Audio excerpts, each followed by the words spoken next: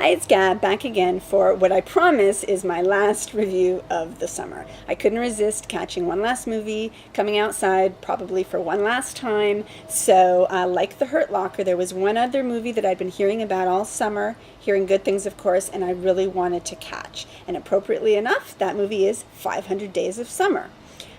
This movie is hopefully not perceived as a romantic comedy, because I would not classify it as such, not your typical Hollywood mainstream romantic comedy. I think the tagline is something like, this isn't a love story, it's a story about love, which is a really clever way to put it.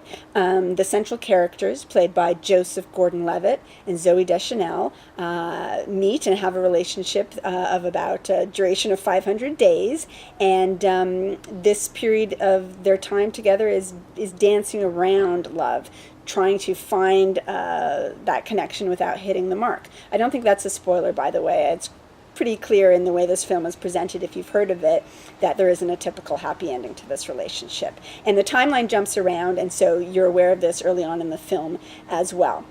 So, as I said, it's about their differing attitudes toward love and relationships, and being in love with the concept of love, being disillusioned by love. Very realistic approach to love compared to, again, the typical Hollywood approaches that we usually see in the mainstream films. I think we can all relate to this kind of story. We've had that phase, we've had that relationship in our lives, or we've known somebody who has a sort of a dysfunctional relationship where you really want to idealize it and expect it to be more, but it's just not that right connection.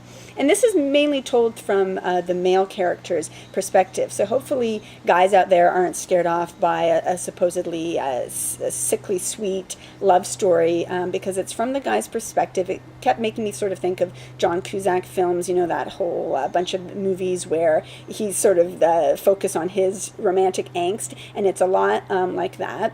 And great performances, particularly by Joseph Gordon-Levitt. I hope I'm saying his name right. That's one of those names I always have trouble with.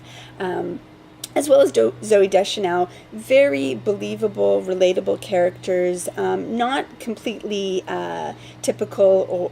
You can't predict exactly where they're going, where their heads are at all the time in their actions and their motives and decisions and feelings.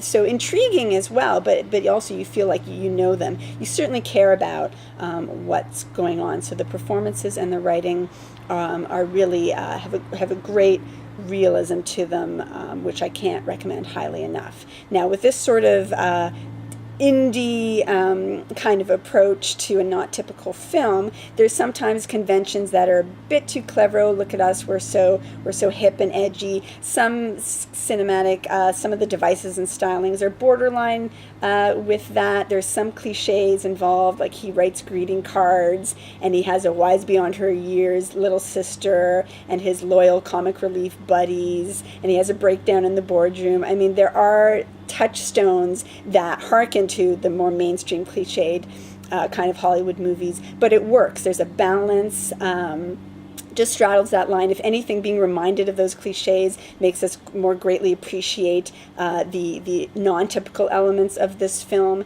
and the overall balance of the package is definitely you forgive those things and you appreciate every element. The charm really takes you through. The soundtrack is great too, very varied, and it really, unlike a lot of soundtracks, it really contributes to the story. And so you leave this movie, I don't want to say with a skip in your step, but it's very pleasurable, and although there isn't a happy ending, there's a hopeful ending. So I definitely recommend it. Should you run to the theater like I did to catch it before you go back to school? Not necessarily. It's a nice rental, nice date night rental, but you should check it out. You should also check out Gab and Dad's Summer Wrap-Up, which will be posting by the weekend, by the Labor Day weekend. It will be a labor of love. And then officially, summer is done, fall begins. That's the way of the world.